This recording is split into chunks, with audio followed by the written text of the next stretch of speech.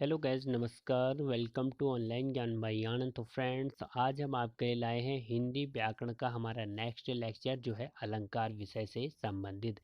जैसा कि दोस्तों आप लोग अवगत होंगे, हमने इससे भी पहले आपको हिंदी व्याकरण के बहुत से लेक्चर दिए हैं। आप लोगों का अच्छा रिस्पांस आया। हम आपको हिंदी व्याकरण को बेसिक से एडवांस लेवल तक ले जाने का प्रयास करते हैं। जैसा कि आप लोग अवगत होंगे, यदि आप किसी भी कॉम्पिटिटिव परीक्षा में बैठते हो, यदि उसमें हिंदी व्याकरण का प्रश्न रहता है, तो इन जो अलंकार से हो गया और हमारे जो पिछले लेक्चर थे उनसे हो गया, एक से दो से तीन क्वेश्चन इनसे ज़रूर बनते हैं। तो आपको एक काम करना है, हमारे लेक्चरों को, पिछले लेक्चरों को भी नीचे डिस्क्रिप्शन में से ज़रूर देखना है, लिंक नीचे पड़ी हुई है। तो आज के लेक्चर को हम आपको किस तरह से पढ़वाएंगे और करवाएंगे, इसको हम आपको एक ब्रीफ में दे देते हैं। सबसे पहले फ्रेंड्स, हम अलंकारों के अर्थ की ओर आपको ले चलेंगे। अलंकार को किस तरह से काव्य में प्रयोग होता है उसकी ओर आपको ले चलेंगे। फिर अलंकारों के भेदों की ओर बारीकी बारीकी से और पहचानने की विधि आपको बताने का प्रयास करेंगे। फिर दोस्तों अंत में आपको 100 से ज़्यादा अलंकार के एमसीक्यूज टाइप के प्रश्न करेंगे, जो आपके आगामी परीक्षाओं के लिए भी महत्वपूर्ण हो सकते हैं। तो लेक्चर थोड़ा सा खास होने वाला है फ्रेंड्स, आप ज़रूर बने रहें, वीडियो के अंत तक ज़रूर जाइएगा। और नए हो तो हमारे चैनल पे इस तरह के लेक्चर पाने के लिए आप हमारे चैनल को सब्सक्राइब करना, बगल में बेल आइकन ऑन करना ना भूलिएगा। तो चलिए दोस्तों, ज़्यादा समय न गवाते हैं, चलते हैं अलंकारों की क्लास की ओर। अलंकार को समझने का प्रयास करते हैं, किस तरह से इस अलंकार की विधि से हम आने वाले जो आपके कॉम्पिटिटिव एग्जाम हैं उनमें हिंदी व्याकरण का प्रश्न किस तरह से आपको सॉल्व करना है, उस पूरी विधि को हम आपको बताने का प्रयास करेंगे। चलते हैं अलंकार की ओर। तो अलंकार जो है हिंदी है फ्रेंड, तो इंग्लिश में इसे क्या कहते हैं, ऑर्नामेंट्स। ऑर्नामेंट्स किसे कहते हैं, अलंकार का ही अर्थ इंग्लिश में है फ्रेंड्स। तो इसका अर्थ हम अलंकार का लें तो अलंकार का अर्थ क्या है, आभूषण और श्रृंगार।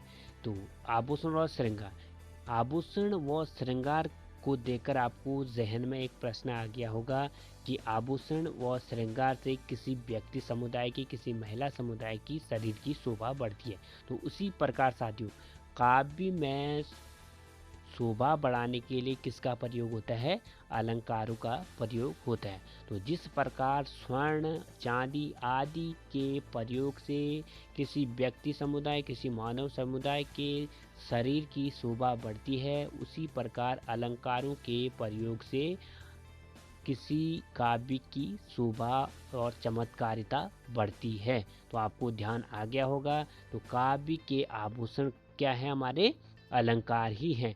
ये अलंकार क्या है, सौंदर्य वर्धक गुण कहलाते हैं। बट दोस्तों, अलंकार स्वयं सौंदर्य नहीं होते। अलंकार का सब एक अलंकारिक शब्द ले लें तो हम, वह खुद कोई चमत्कारिता उत्पन्न नहीं करेंगे। जब हम इन अलंकारित शब्दों को किसी काव्य में प्रयोग करते हैं तो वह काव्य इन अलंकार के प्रयोग से मनोहरकारी और सौंदर्यपूर्ण बन जाता है, ये आपको ध्यान रखना है। तो अलंकार का अर्थ क्या है दोस्तों, आभूषण व श्रृंगार है। तो हमने आपको डेफिनेशन क्या बताई, जिस प्रकार स्वर्ण आदि के आभूषण प्रयोग से किसी मानव समुदाय के शरीर की शोभा बढ़ती है, उसी प्रकार किसी काव्य की शोभा बढ़ानी है तो हमें उसमें अलंकारों का प्रयोग करते हैं। तो अलंकारों के प्रयोग के आधार पर हम इसको दो भागों में विभक्त करते हैं फ्रेंड। वो कौन कौन से हम आपको बताने का प्रयास करेंगे। आशा करते हैं आपको इसका अर्थ समझ आ गया होगा। तो अलंकारों के भेदों की ओर आपको ले चलते हैं। जैसे कोई भी काव्य है दोस्तों, काव्य में यदि हमने अलंकार को प्रयोग करना है उसकी शोभा बढ़ाने के लिए, उसमें हम बेसिकली दो तरह से प्रयोग कर सकते हैं। या तो काव्य में किसी शब्द होगा, शब्द का प्रयोग हुआ होगा, या किसी अर्थ का, इसी शब्द के अर्थ का प्रयोग हुआ होगा। तो काव्य में शब्द और अर्थ की दोनों की बराबर की सत्ता रहती है, आपको ध्यान रखना है। यदि कहीं पर शब्द प्रयोग के कारण काव्य में चमत्कारता उत्पन्न होता है तो वह शब्द अलंकार हुआ। और यदि कहीं पर अर्थ के, शब्द के अर्थ के प्रयोग के कारण उसमें चमत्कारिता उत्पन्न होता है तो वह किसका होगा अर्था अलंकार का हुआ। तो आपको ध्यान रखना है, अलंकारों के भेद में हमने आपको बताया किसी काव्य में शब्द और अर्थ दोनों की बराबर की सत्ता रहती है। तो कहीं शब्द के प्रयोग के कारण चमत्कारिता उत्पन्न होती है, कहीं अर्थ के प्रयोग के कारण चमत्कारिता उत्पन्न होती है। और जहाँ पर शब्द और अर्थ दोनों की बराबर की सत्ता रहती है, वहाँ पर कौन सा अलंकार होता है? उभया अलंकार होता है। तो व्याकरण की दृष्टि से और एग्जाम की दृष्टि से हम दो ही भेदों को पढ़ते हैं, कौन कौन से? शब्दालंकार और अर्थालंकार। बट साथियों एक और भी होता है अलंकार, वो आपको बता देते हैं, वो होता है उभया अलंकार। जहाँ पर शब्दालंकार और अर्थ का दोनों का प्रयोग होता है, वो कौन सा अलंकार हुआ? उभया अलंकार हुआ। तो शब्दालंकार और अर्थालंकार को हम बारीकी से जानने का प्रयास करते हैं, किस तरह से शब्दालंकार प्रयोग हुआ है इस उदाहरण के जरिए समझते हैं, कहाँ पर अर्थालंकार प्रयोग हुआ है। जैसे एक उदाहरण ले लेते हैं हम शब्दा अलंकार का। क्या? तरनी तनुजा तट कमाल तरवर बहुचाई। तरनी तनुजा तट कमाल तरवर बहुचाई। यहाँ पे आपको दिख रहा होगा साथियों कि क्या हो रहा है? तरनी तनुजा, तो तनुजा है और तरनी है, ये अलग अलग क्या है? एक पर्यायवाची शब्द है। तो तरनी किसका है पर्यायवाची शब्द? सूर्य क्या है। और तनुजा जो है वो किसका है? पुत्री का है। और तरवर जो है वो किसका पर्यायवाची शब्द है? किनारे का है। तो यहाँ पर हमने आपको बताया कि उसके अर्थ का प्रयोग, उसके पर्यायवाची का प्रयोग न होकर यहाँ पे सीधे व्यंजनों का, सीधे अर्थों का प्रयोग न होकर सीधे शब्दों का प्रयोग हुआ, तभी इसकी शोभा बढ़ी। यदि इसका हम यहाँ पे तरनी के बजाय हम यहाँ पे लिख दें क्या? तरनी का जो एक्चुअल पर्यायवाची शब्द है क्या है? हमने आपको बताया सूर्य। सूर्य लिख दें तो इसकी शोभा बढ़ेगी? नहीं बढ़ेगी, जाहिर सी बात है दोस्तों। यहाँ पे तट है, तट की जगह हम किनारा लिख दें, तमाल की जगह किनारा लिख दें, तनुजा की जगह हम पुत्री लिख दें, तो यहाँ पर आप देख सकते हो कि अलंकार की शोभा उसके शब्द के प्रयोग के कारण बदली। तो यह किसका भेद हो गया? शब्दा अलंकार का भेद हो गया। जैसे एक और एग्जाम्पल शब्द अलंकार का ले लेते हैं, काली घटा का घैमिन घटा। तो क्या हुआ? काली घटा का घैमिन घटा। जैसे दोस्तों काली घटा का घैमिन घटा कहा ना हमने, तो काली घटा, घटा किसके लिए प्रयोग हुआ है? यहाँ पे बादलों के लिए प्रयोग हुआ है। और घैमिन, यहाँ पे घटा जो दूसरा घैमिन घटा में घटा प्रयोग हुआ है, यह हुआ है कम के लिए प्रयोग। तो घटा के बदले हम यहाँ पे बादल लिख दें और घटा के बदले यहाँ पे कम लिख दें, तो इस यहाँ पे कोई चमत्कारिता उत्पन्न होगी, सौंदर्यपूर्ण लगेगा यह काव्य? नहीं लगेगा दोस्तों। तो इसीलिए हमने आपको बताया यहाँ पर शब्द प्रयोग के कारण इसके भेद में सौंदर्यपूर्ण उत्पन्न हुआ, तो इसीलिए हमने यह शब्द अलंकार के भेद के अंतर्गत रखा। और यहाँ पर जो इसकी चमत्कारिता उत्पन्न हुई शब्द अलंकार के शब्द के प्रयोग के कारण हुई, इसलिए हमने इसको शब्द अलंकार कहा। अब दूसरा लेते हैं उदाहरण अर्थ अलंकार का। किस तरह से अर्थ के प्रयोग के कारण किसी काव्य के अलंकार में चमत्कारिता और सौंदर्यपूर्ण उत्पत्तिता हुई। जैसे ले लेते हैं दोस्तों, तब तो बहता समय शिला सा जम जाएगा। तो तब तो बहता समय शिला सा जम जाएगा। तो देखो, तब तो बहता समय शिला सा जम जाएगा कहा ना हमने। शिला की जगह, शिला क्या होता है दोस्तों? आपको पता ही होगा, शिला किसको कहते हैं? चट्टान को भी कहते हैं। तो चट्टान का ही अर्थ क्या है? शिला है दोस्तों। तो यहाँ पे सीधे सीधे हमने चट्टान न कहकर क्या कहा? शिला का, यानी चट्टान का क्या निकला यहाँ पे? अर्थ हुआ। तो यहाँ पर चट्टान न लिखकर उसका अर्थ प्रयोग किया गया, तो यहाँ पर कौन सा अलंकार हुआ? अर्था अलंकार हुआ, आपको विदित होगा दोस्तों। तो हमने उदाहरण क्या दिया आपको? तब तो बहता समय शिला सा जम जाएगा। तो यहाँ पे आपको ध्यान रखना है, शिला के बदले, चट्टान के बदले हमने यहाँ पे उसके अर्थ का प्रयोग किया, वो है शिला सा। तो दूसरा एक और एग्जाम्पल ले लेते हैं अर्थालंकार का। सिंधु सा विस्तृत है और अथा।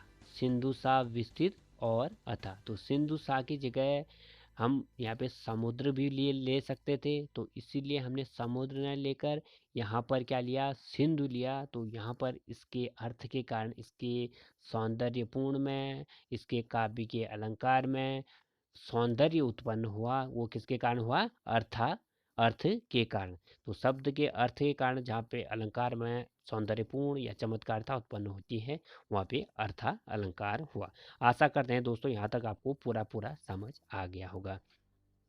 तो अब ले चलते हैं दोस्तों आपको शब्द अलंकार के वेदों की ओर। इसके पहचानने की विधि आपको बताने का प्रयास करेंगे। फिर आपको ले चलेंगे हम अर्था अलंकार की ओर। इनको किस तरह से आप पहचानोगे और किस तरह से आपको प्रश्नों में इनको अप्लाई करना है, वो पूरी की पूरी हम प्रोसेस आपको बताने का प्रयास करेंगे। तो बने रहिए दोस्तों। आपको वीडियो हमारी अच्छी लग रही है तो लाइक करें और शेयर करें दोस्तों को।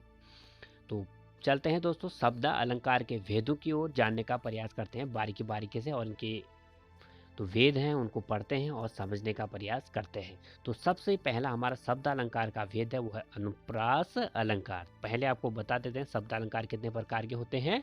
5 प्रकार के होते हैं। अनुप्रास अलंकार, यमक अलंकार, श्लेष अलंकार, वक्रोक्ति अलंकार और विप्सा अलंकार। तो जानते हैं एक एक वेदों के बारे में और इनकी पहचानने की विधि क्या है, उनको समझने का आपको प्रयास करना है। तो पहला भेद हमारा शब्द अलंकार का कौन सा, अनुप्रास अलंकार।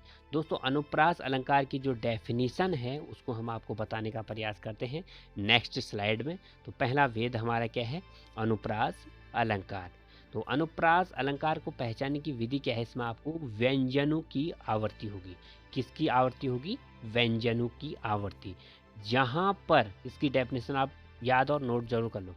जहाँ व्यंजनों की आवर्ती के कारण काव्य में चमत्कारिता उत्पन्न होती है, वहाँ पर कौन सा अलंकार हुआ, अनुप्रास अलंकार हुआ। सीधे सीधे आपको ध्यान रखना है, जहाँ पर व्यंजनों की आवर्ती होगी यानी बार बार वही व्यंजन आएगा एक ही आवर्ती में, एक ही लाइन में, तो वहाँ पर आपको अनुप्रास अलंकार सीधे सीधे रख देना है कि यह जो अलंकार है यह कौन सा है, अनुप्रास अलंकार है। तो डेफिनेशन क्या बनी इसकी परिभाषा, जहाँ व्यंजनों की आवर्ती के कारण किसी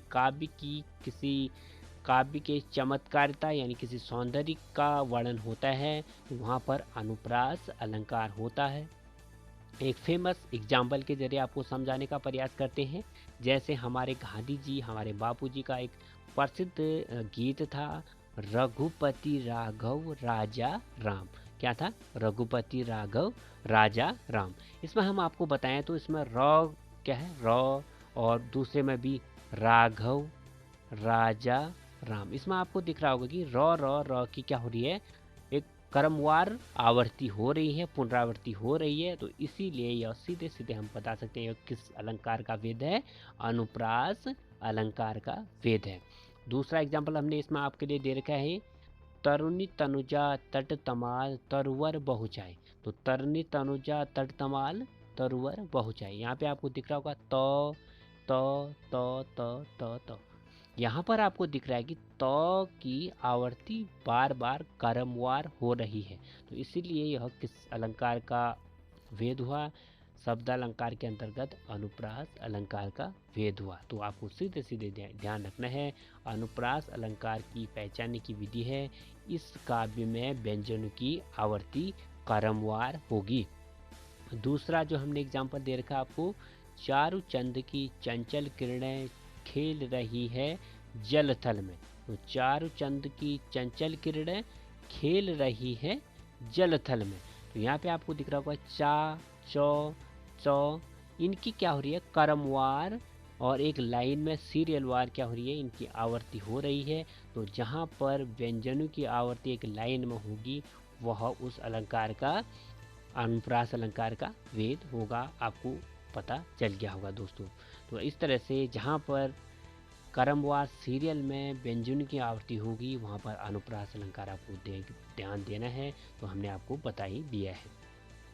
तो अनुप्रास अलंकार के भी 3 भेद हैं दोस्तों, आपको ये भी याद रखना है, कभी कभी यहाँ से भी प्रश्न बन जाता है। अनुप्रास अलंकार के कितने भेद हैं, अनुप्रास अलंकार के 3 भेद हैं। इसके अंदर भी सिंपल सा है, कोई आपको इसमें ज़्यादा प्रेशर नहीं लेना है। वो है छेकरानुप्रास, वृत्तानुप्रास और लाटानुप्रास।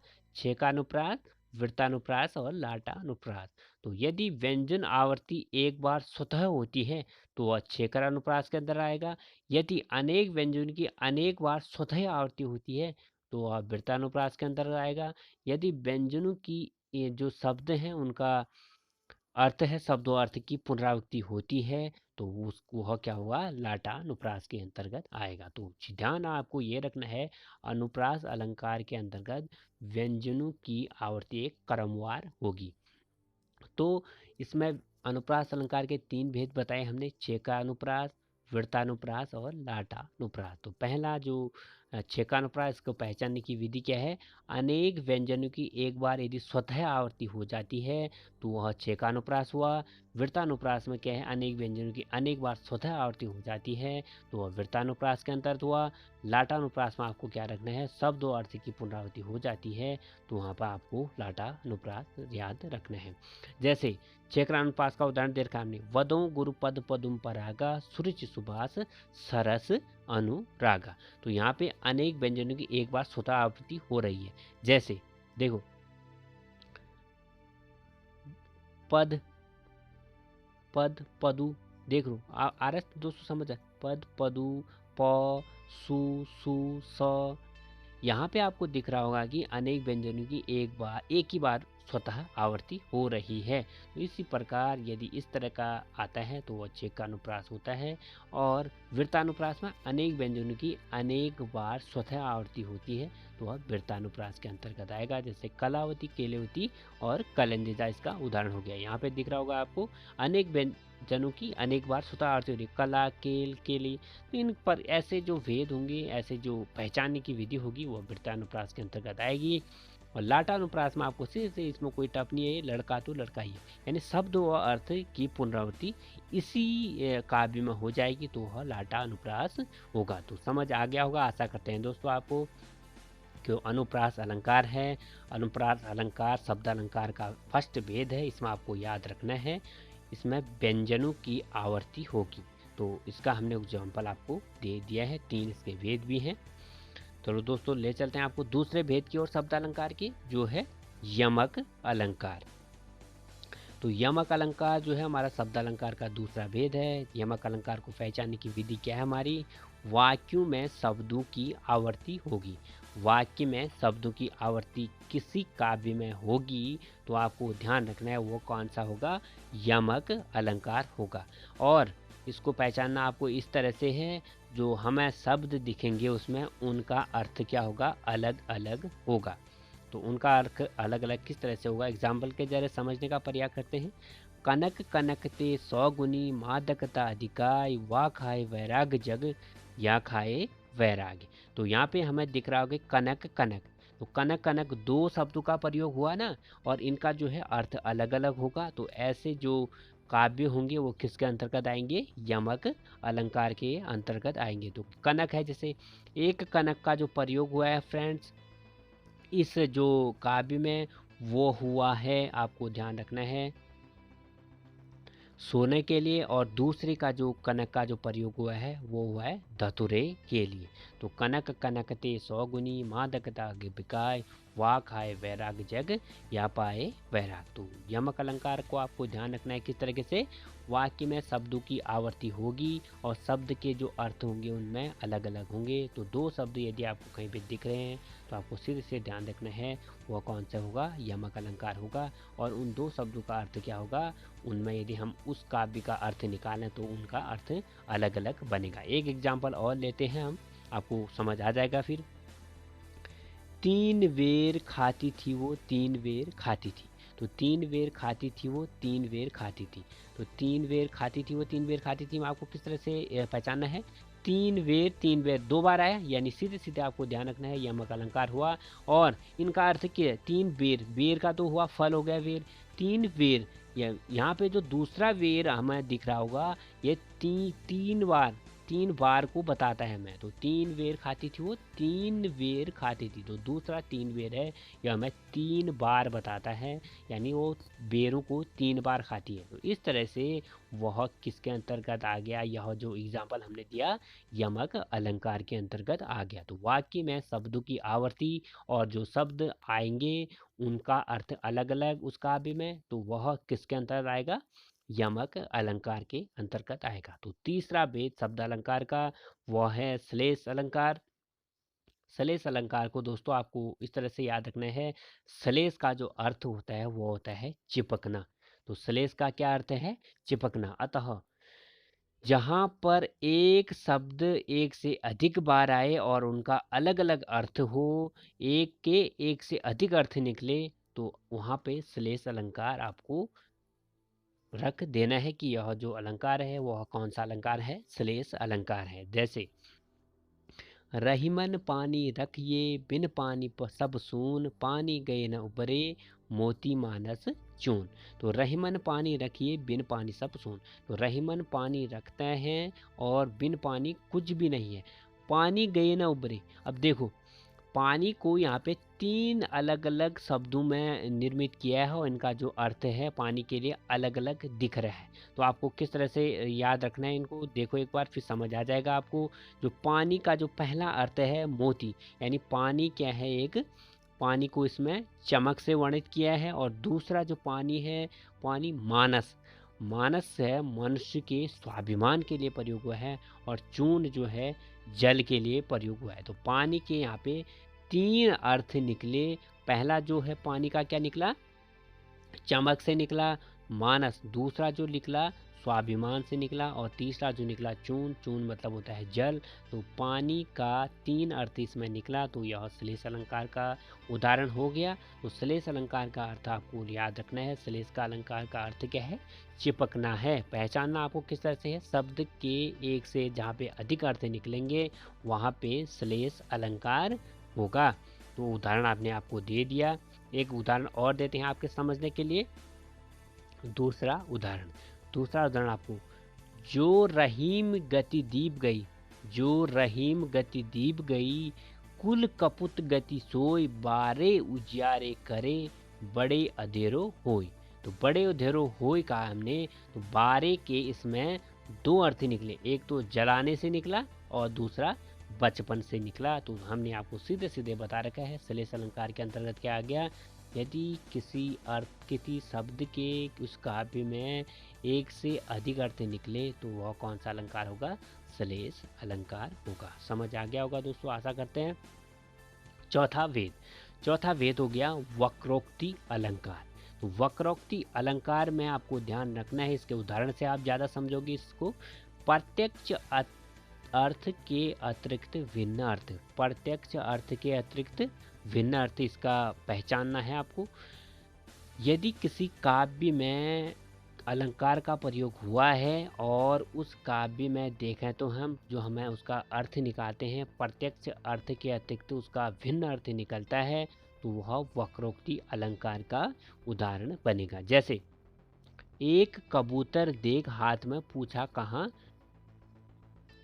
ऊपर है। देखो किस तरह से इसका भिन्न अर्थ निकला। एक कबूतर देख हाथ में पूछा कहाँ अपर है।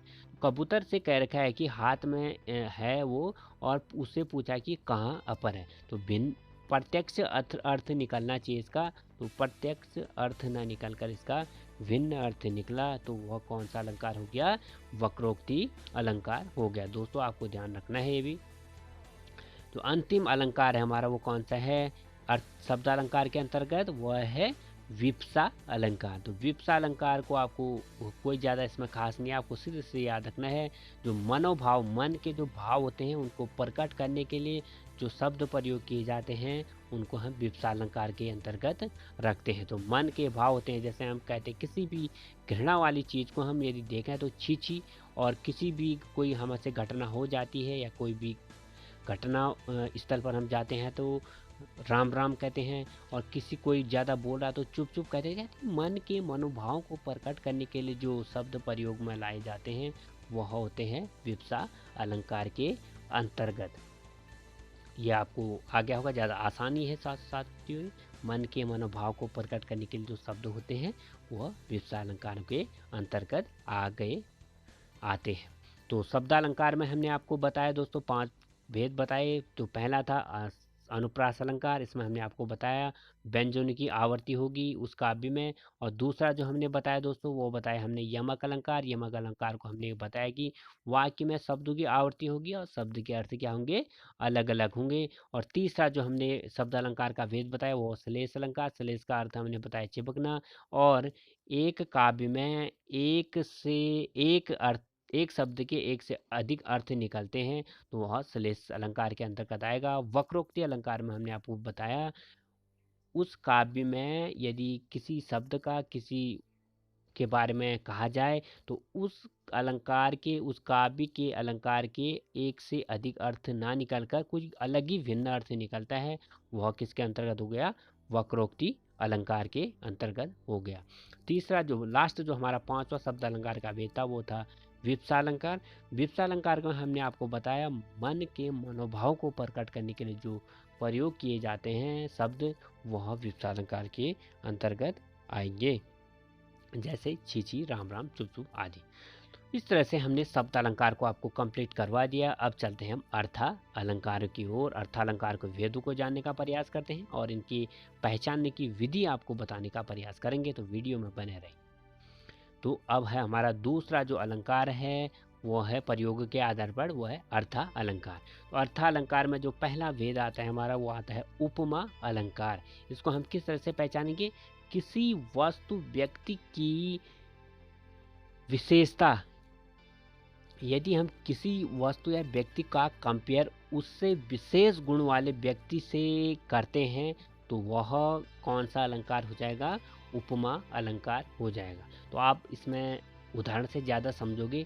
सीता का मुख चंद्रमा के समान सुंदर है, तो सीता का मुख किसके समान है, चंद्रमा के समान है। हम आपको बता देते हैं अर्थालंकार के बहुत ही ज़्यादा भेद हैं दोस्तों, इसमें हम ज़्यादा कवर नहीं करेंगे।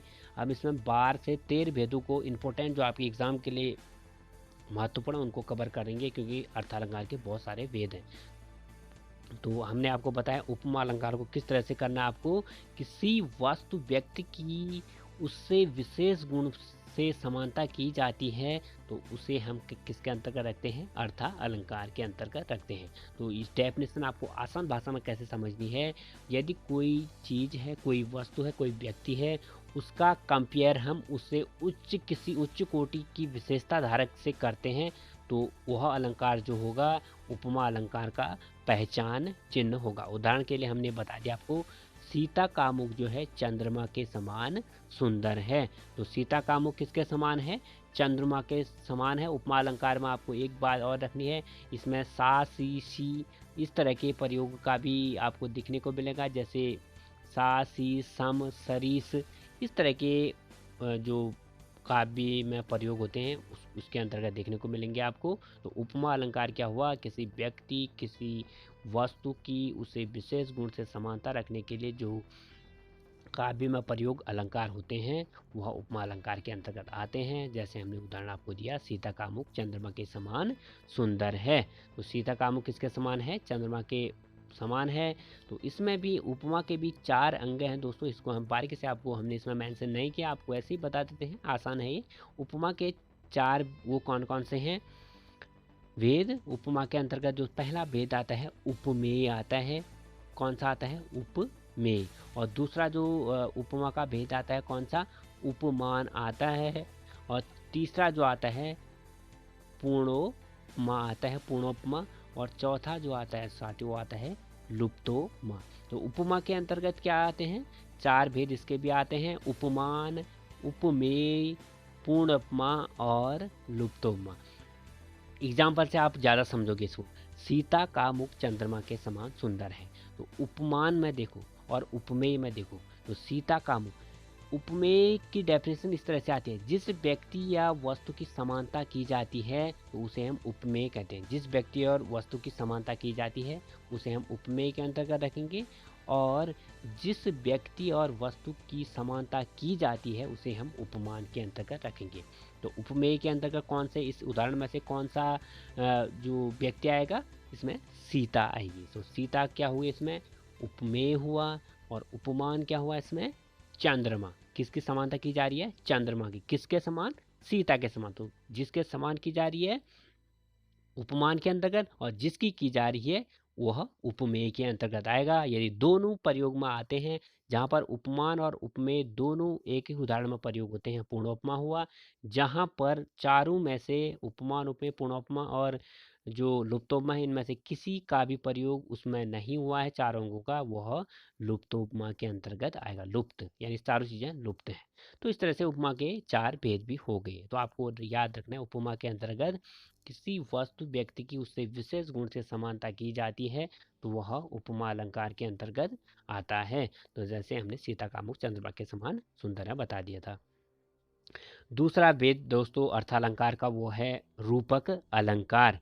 रूपक अलंकार को आपको सिर्फ से इसकी डेफिनेशन क्या है, जहाँ गुण की समानता दिखाने के लिए उपमेय व उपमान को एक किया जाता है, वहाँ पर रूपक अलंकार हुआ। जहाँ गुण की समानता दिखाने के लिए उपमेय व उपमान को एक किया जाता है, वहाँ पर रूपक अलंकार हुआ। जैसे जलता है जीवन पतंगा। क्या है, जलता है जीवन पतंगा, यानी जीवन जो है पतंग के समान जलता है।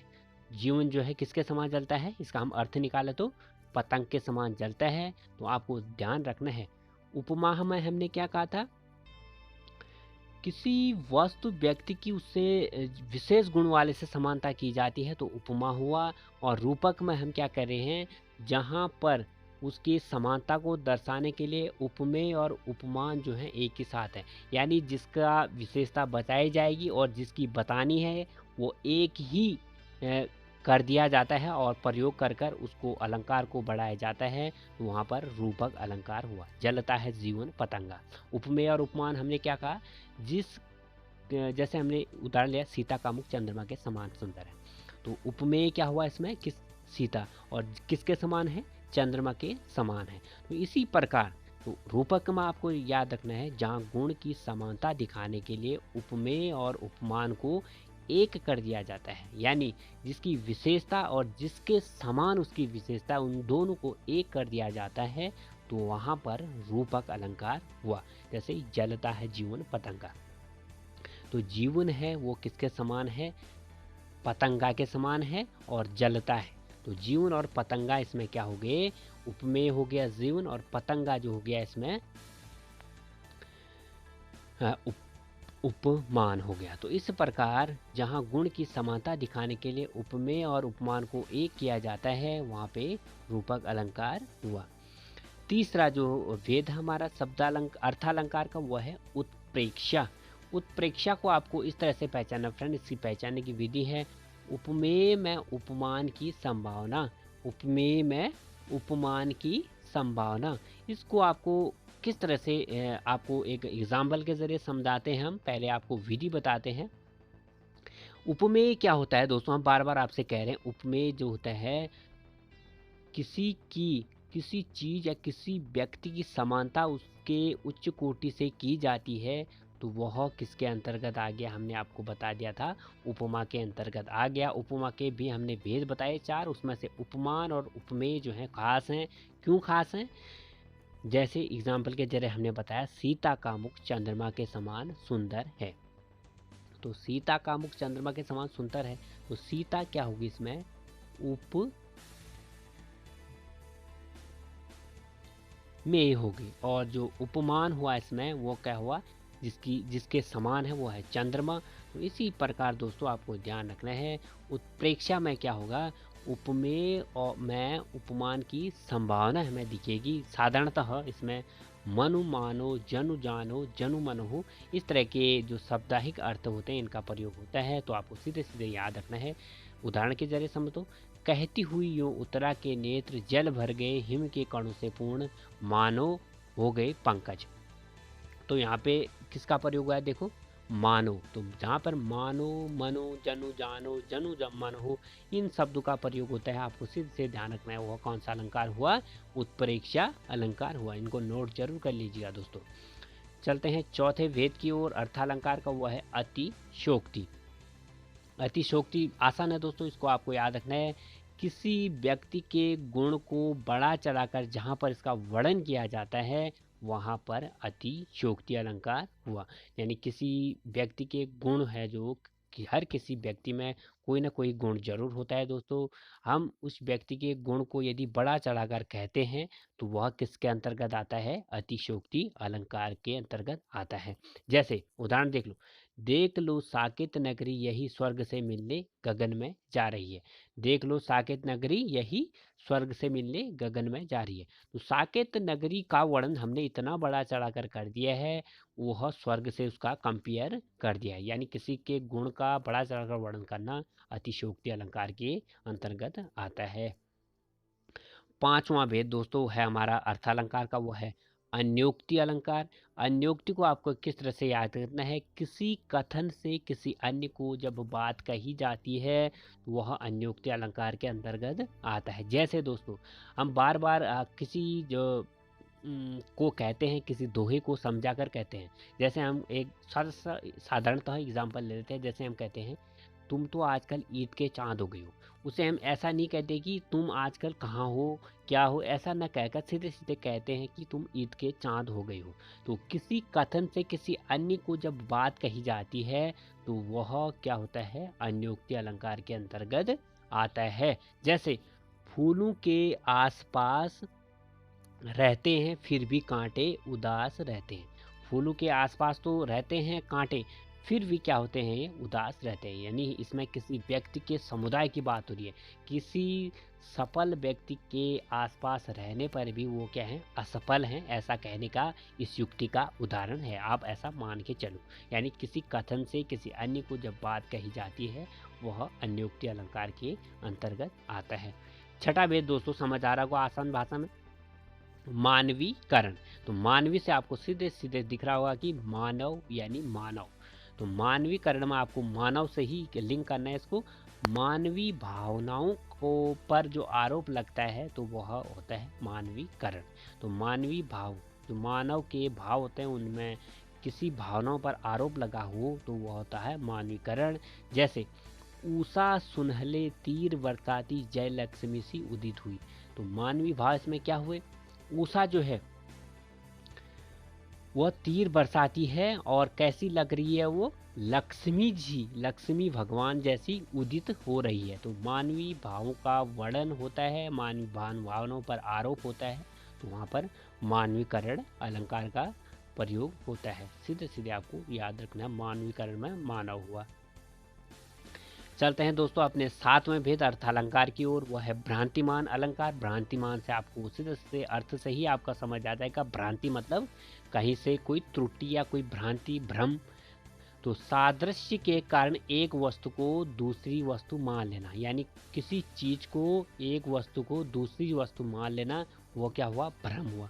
जैसे उदाहरण के चलते, विरत धरन नूतन पथिक चले चकित चित भागे फूल देखी पलाश बन समूहे समुच दवागे। तो सादृश्य के कारण, एक जैसे होने के कारण एक वस्तु को दूसरी वस्तु मान लेना, ये क्या हुआ, भ्रांतिमान के अंतर्गत आता है। सातवां भेद दोस्तों, हाँ आठवां भेद हमारा अर्थालंकार को है क्षमा शोक्ति। क्षमा शोक्ति के अंतर्गत किस तरह से, उदाहरण के जरिए हम आपको समझाएंगे। एक माध्यम से दूसरे माध्यम का वर्णन जब होता है वो होता है क्षमा शोक्ति के अंतर्गत। जैसे चमलता सुकुमार तू धन तू भाग्य विशाल तेरे डिग सोहद सुगद सुंदर श्याम विमाल। एक माध्यम से दूसरे माध्यम का वर्णन इसमें सीधे सीधे आपको उदाहरण में दिख रहा है। जैसे चंबलता सुकुमार तू धन तू भाग्य विशाल तेरे डिग सोहद सुगद सुंदर श्याम विशाल। तो एक माध्यम से किसी दूसरे माध्यम का वर्णन जब होता है तो वहाँ पे क्षमा शोक्ति का वर्णन होता है। ये आपको ध्यान रखना है, अर्थालंकार का ही भेद है ये।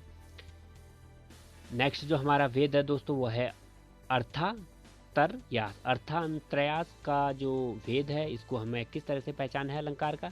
सामान्यवाद का विशेष से समर्थन व विशेष का सामान्य से जब समर्थन हो जाता है तो वहाँ पर आपको ध्यान रखना है वो कौन सा अलंकार होगा, अर्थांतर्यास। अर्थांतर्यास। तो सामान्यवाद का विशेष से समर्थन व विशेष का सामान्य से समर्थन, तो सामान्य बात होगी उसका विशेष से समर्थन होगा, विशेष बात होगी उसका सामान्य से जब समर्थन हो जाएगा तो वहाँ पर आपको ध्यान रखना है अर्थांतरास आएगा। उदाहरण है, जो रहीम उत्तम प्रकृति का करि संकट कुसंग चंदन विष व्याप्त नहीं लिपटे रहे भुजंग। तो रहीम का भुजंग से इसमें आपको दिख रहा होगा सामान्य का सामान्य बात का विशेष से समर्थन हुआ है और विशेष का सामान्य से समर्थन हुआ है, तो अर्थांतरयास का उदाहरण ये रहा। अगला भेद हमारा विभावना। विभावना को आपको किस तरह से पहचाना है, विभावना अलंकार को कारण का अभाव यानी विभावना, भावना का अभाव यानी विभावना। तो कारण का अभाव जिस अलंकार में होगा वहां पर आपको ध्यान रखना है कौन सा अलंकार होगा, विभावना अलंकार होगा। जो अलंकार कारण होगा और कार्य होगा, किंतु कार्य की उत्पत्ति का वर्णन, कारण का तो अभाव होगा किंतु कार्य की उत्पत्ति का वर्णन इसमें जब होगा तो वह विभावना के अंतर्गत आएगा। जैसे उदाहरण, बिन पद चले सुने विन काना कर विन कसुम करे विधिनाना। तो कारण का अभाव किंतु कार्य की उत्पत्ति का वर्णन इसमें सीधे सीधे आपको दिख रहा है, तो वह किसका उदाहरण हुआ, विभावना अलंकार का उदाहरण हुआ। नेक्स्ट हमारा 11वां जो भेद है शब्द अलंकार का वो है अन्वयन अलंकार। अन्वयन, अनन्वय, इसको आपको कैसे पढ़ना है, अनन्वय। अनन्वय अलंकार, अनन्वय अलंकार क्या हुआ, एक वस्तु का दूसरे वस्तु के समान होना अनन्वय अलंकार का उदाहरण हुआ। जैसे मुख मुख की मुख मुख ही सा है, मुख मुख सी सा है, तो एक वस्तु का दूसरे वस्तु के समान होना किसके भेद के अंतर्गत आता है, अर्थालंकार के अनन्वय अलंकार की पहचान के अंतर्गत आता है, आपको ध्यान रखना है। अंतिम भेद हमारा अर्थालंकार का वह है सामान्य अलंकार। सामान्य अलंकार का जो पहचानने की विधि है अर्थालंकार के अंतर्गत सदृश्य गुणों का प्रस्तुत का अप्रस्तुत के साथ अभेद। जैसे उदाहरण देखो, यह उज्जवल प्रसाद चांदनी से मिलकर एकाकार। तो सादृश्य जो गुण हो गए उसका अप्रस्तुत के साथ जब अभेद हो जाता है तो उसका हम सामान्य अलंकार के अंतर्गत रहते हैं। तो कुछ अच्छे गुणों का जो प्रस्तुत है उसका अप्रस्तुत से साथ हम अभेद कर देते हैं तो वह सामान्य अलंकार के अंतर्गत आता है। उदाहरण हमने दे दिया, यह उज्जवल प्रसाद चांदनी से मिल एकाकार। अब एक और पढ़ लेते हैं, कभी कभी इंपॉर्टेंट बन जाता है यहाँ से प्रश्न। प्रतीप, प्रतीप अलंकार के अंतर्गत क्या होता है, उपमा का उल्टा। तो उपमा का जो भेद हमने बताया उसका उल्टा जो हुआ प्रदीप के अंतर्गत आता है। प्रतीप, उपमा क्या बताया हमने, जब किसी वस्तु या व्यक्ति की विशेषता दर्शाने के लिए उसके गुण को उससे उच्च कोटि के गुण धारक के साथ कंपेयर करते हैं तो उपमा हुआ। तो यहाँ पर क्या होगा, उच्च कोटि से निम्न कोटि वाले व्यक्ति से करेंगे तो वहाँ प्रतीप अलंकार होगा। जैसे मुख सा चंद्र है, यानी मुख सा चंद्र है, तो उच्च कोटि से निम्न कोटि वाले विशेषता धारक से उसका कंपेयर करना वह प्रतीप के अंतर्गत आएगा, यानी उपमा का उल्टा हुआ है। तो दोस्तों हमने शब्दालंकार को और शब्दालंकार के वेदों को आपको करवा दिया है, अर्थालंकार को अर्थालंकार के वेदों को आपको करवा दिया है, और अब आपको ले चलते हैं इसके एमसीक्यूज में। हम 100 से ज़्यादा एमसीक्यूज हम इसमें करने का प्रयास करेंगे। चलिए दोस्तों एक एक बारीक बारीक से आप समझाने का प्रयास करते हैं आपको, और वहाँ पे इनको भी डिफाइन करते हुए चलेंगे। तो चलिए शुरू करते हैं एमसीक्यूज वाला टॉपिक हमारा। चलिए दोस्तों अब हम करते हैं वस्तुनिष्ठ प्रश्न। इस अलंकार से संबंधित हमारा लेक्चर जो है ख़त्म हो गया है। आशा करते हैं आपको बढ़िया करके समझ आया होगा। चलिए अब हम 100 से ज़्यादा इसमें एमसीक्यूज करेंगे सीरीज में, जो कि आपके आगामी परीक्षाओं के लिए महत्वपूर्ण हो सकता है। पहला प्रश्न, तरनी तनुजा तट तमाल तरुवर बहुछाई में कौन सा अलंकार है। तो इन ऑप्शन में से आपको सही अलंकार वर्ड को चुनना है जो बताता है कि यह इस अलंकार का उदाहरण है। तो इनमें से हमने आपको बताया था कि अनुप्रास अलंकार का जो पहचानने की विधि है वो क्या है, इसमें व्यंजन वर्णों की आवर्ती होगी। जिस काव्य समूह में व्यंजन वर्णों की आवर्ती होगी वहाँ पर आपको अनुप्रास अलंकार दिखेगा। तो इसमें आपको दिख रहा है त की क्या हो रही है, व्यंजन वर्ण की लगातार आवृत्ति हो रही है, तो इसमें अनुप्रास अलंकार हुआ। दूसरा प्रश्न दोस्तों, दूसरा प्रश्न है हमारा, चरर मरल खुल गए अरर स्वस रव स्फुटो। रव स्फुटो में कौन सा अलंकार है? चरर मरल खुल गए अरर रव स्फुटो में कौन सा अलंकार है? इसमें भी देख रहे हो दोस्तों आप, इसमें भी व्यंजन वर्णों की आवृत्ति हो रही है, इसमें भी कौन सा अलंकार है? अनुप्रास अलंकार है। दोस्तों आपको इस तरह से प्रश्नों को करना है। अब पहले ऑप्शन में देख लेना है, ऑप्शन जो आपके आएंगे 4 ऑप्शन, उनमें से आपको एक एक करके उसकी विधि जो है पहचाननी की, उनको दिमाग में रखना है। फिर जो उसमें पुट हो रहा है उसको सीधे एक क्वेश्चन में पुट कर दो, आपका आंसर सीधे सीधे आ जाएगा। तीसरा प्रश्न, तीसरा प्रश्न है हमारा, बड़े न होजे गुनुन विनु विरत बड़ाई पाई कहत धतुरे सो कनक कहनो गड़ो न जाय। देखो फ्रेंड्स, इसमें किस तरह से इस पूरे प्रश्न को निचोड़ कर हमारे सामने रखा गया है। बड़े न होजे गुणन विनु विरत बड़ाई पाई कहत धतुरे सो कनक गहनो गड़ो न जाय। तो इसमें आपको दिख रहा होगा अतिशयोक्ति तो नहीं हो सकता, क्योंकि अतिशयोक्ति में हमने आपको बता रखा है, जब किसी काव्य में किसी चीज को, किसी जो कथा है उसको बड़ा चलाकर बोला जाता है, तो उसे हम कहते हैं अतिशयोक्ति। विरोधाभास भी नहीं हो रहा है फ्रेंड्स इसमें। अब बचे हमारे 2 प्रश्न, 2 उत्तर इसके सी और बी। प्रतिवस्तुमा भी नहीं होगा। प्रतिस्तुमा में हमने आपको बताया था कि जो प्रतिस्तुमा है वो किस तरह से इसको हम पहचानेंगे फ्रेंड। प्रतिस्तुमा में हमें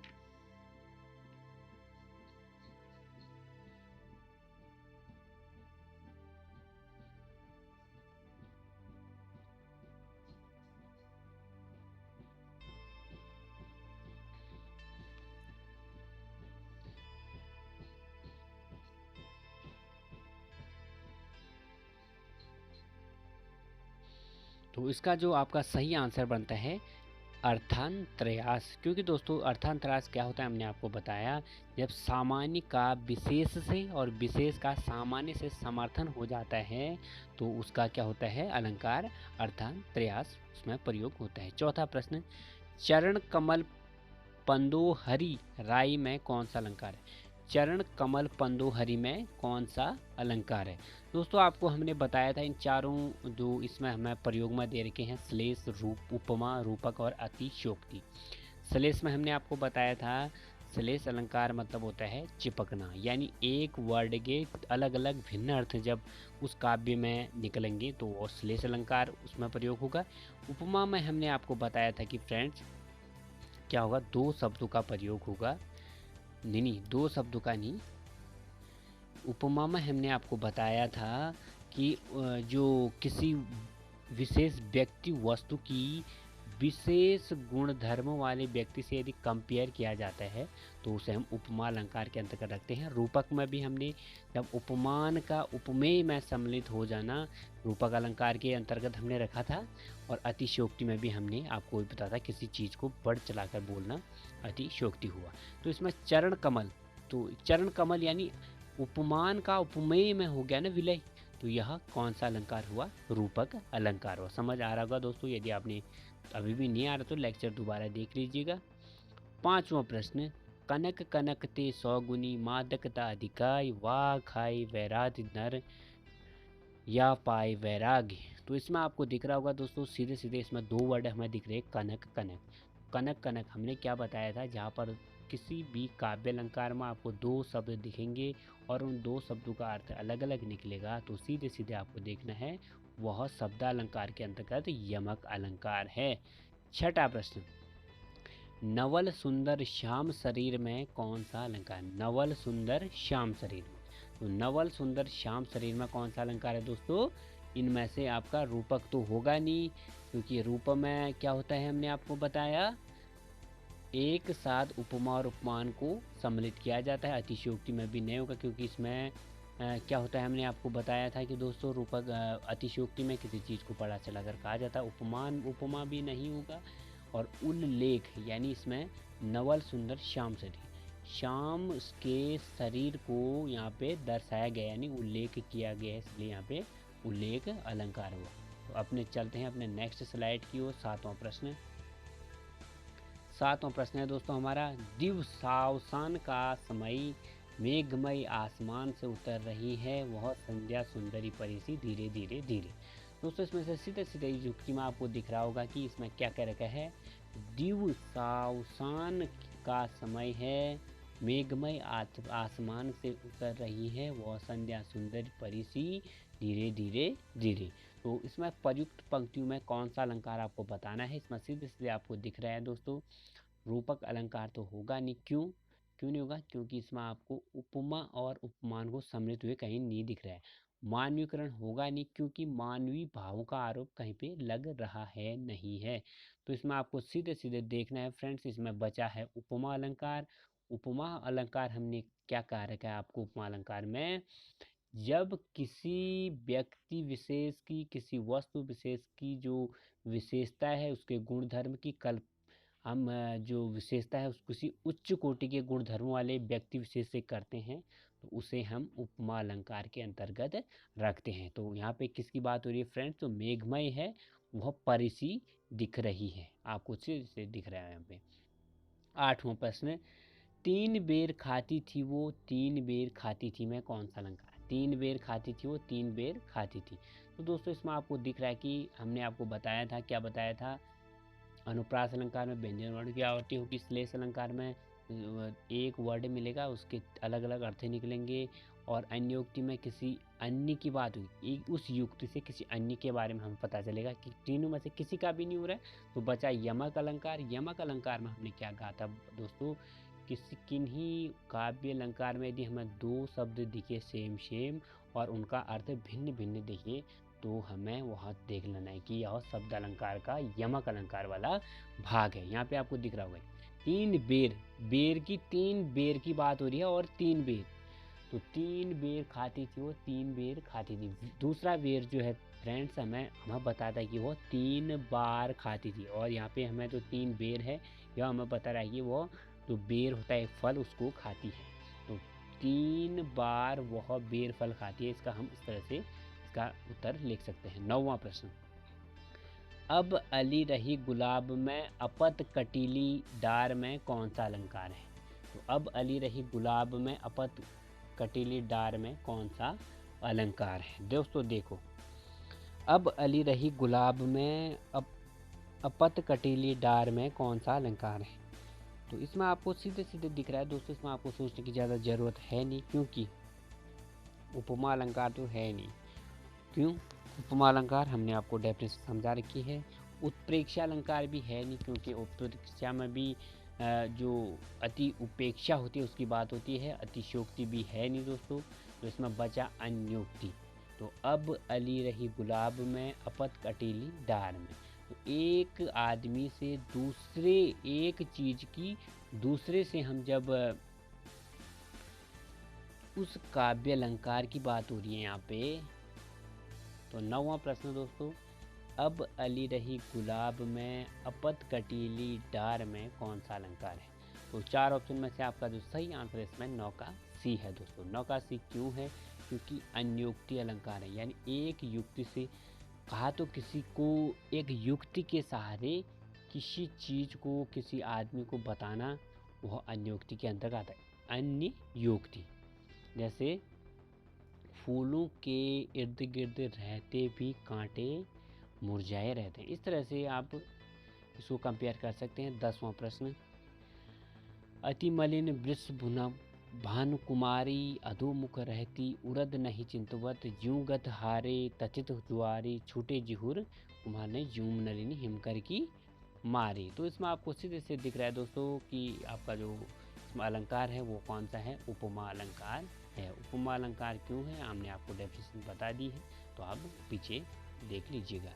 11वां प्रश्न है आपका, नन्ही पराग नहीं मधुर मधु नहीं विकास यही काल अली कली ही सौ बिंदु आगे कौन हवाल। तो इसमें से आपका जो सही आंसर है वो है अन्योक्ति, यानी किसी से किसी की बारे में बताया जा रहा है। तो ये इसमें कौन सा अलंकार हुआ, अन्योक्ति अलंकार। 12वां प्रश्न, कबीरा सोई पीर है जे जाने पर पीर, जे पर पीर न जानिए जो काफिर पे पीर। प्रस्तुत पंक्तियों में कौन सा अलंकार है? कबीरा सोई पीर है जे जाने पर पीर। तो इसमें आपको दिख रहा है कि पीर जो शब्द है इसकी आवर्ती हो रही है बार बार। तो इसमें जो पीर है इन दोनों का अर्थ अलग अलग है दोनों बार। तो इसमें कौन सा अलंकार हुआ? यमक अलंकार हुआ। 12 का ए वाला आंसर इसका सही है। 13वां प्रश्न, संदेशनी मधुवन कूप भरे में कौन सा अलंकार है? तो संदेशनी मधुवन कूप में कौन सा अलंकार है? संदेशनी मधुवन कूप में इनमें से जो सही आंसर आपका वो है अतिशयोक्ति। यानी किसी चीज की बढ़ चढ़ाकर जब किया जाता है तो वहाँ पे अतिशयोक्ति अलंकार होता है।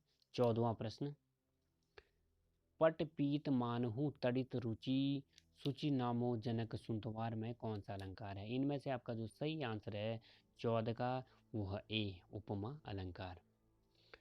15वां प्रश्न, रहीमन जो गति दीप की कुल कपूत गति सोय, बारे उजियारे लगे बड़े अंधेरो होए। इनमें से आपका कौन सा अलंकार है? इसमें से आपका जो सही आंसर है इसमें से श्लेष अलंकार, क्योंकि यहाँ पे बारे के ही अलग अलग अर्थ इसमें निकल रहे हैं। श्लेष मतलब हमने बताया था क्या होता है? चिपकना होता है। 16वां प्रश्न, ध्वनि गई करके गिरी कंदरा कलित कानन केली निंकुज को। इनमें से आपका कौन सा अलंकार है? तो इनमें से तो सही आंसर है फ्रेंड्स वो है आपका 16 का बी। 16 का बी क्यों है हमने आपको बताया था कि जो भी ऐसे जहाँ पर ये है तो अनुप्रास अलंकार का, अनुप्रास अलंकार के अंतर्गत अनुप्रास अलंकार के 3 भाग हैं, छेका अनुप्रास, वृत्तानुप्रास और लाटानुप्रास। छेका अनुप्रास में क्या होता है? एक वर्ण की अनेक बार आवर्ती होती है। और वृत्तानुप्रास में क्या होता है? अनेक वर्ण की अनेक बार आवर्ती होती है। और लाटा अनुप्रास में शब्द और अर्थ का अलग अलग प्रयोग होता है। इसमें आपको दिख रहा है कि जो शब्द हैं इनका अलग अलग तरीके से प्रयोग हो रहा है। तो यह किसका उदाहरण हुआ? अनुप्रास अलंकार के भाग भी वृत्तानुप्रास का। ऑप्शन नंबर आपका बी सही है। 7वां प्रश्न, कुंद इंदु सन देह उमा रमण वरुण अमन में कौन सा अलंकार है? कुंद इंदु सन से देह, तो इनमें से आपका जो सही आंसर है फ्रेंड्स वो है उपमा अलंकार। 17 प्रश्न है, जहाँ बिना कारण के कार्य का होना पाया जाता है वहाँ पे कौन सा अलंकार है? विभावना अलंकार। 19वां है, जहाँ उपमेय में जो हम चैप्टर देंगे आपको उसमें एमसीक्यूज देंगे अलंकार से ही संबंधित। तो दोस्तों हमने इसमें ज़्यादा समय आगे करके थोड़ा कम इसमें आपको एमसीक्यूज कराई। तो अगले जो प्रॉपर टॉपिक होगा हमारा अलंकार के प्रश्नों से ही होगा। तो बहुत बहुत धन्यवाद दोस्तों। नए हो तो ऐसे लेक्चर पाने के लिए हमारे चैनल को सब्सक्राइब कर बगल में बेल आइकन दबाना ना भूलिएगा। बहुत बहुत धन्यवाद।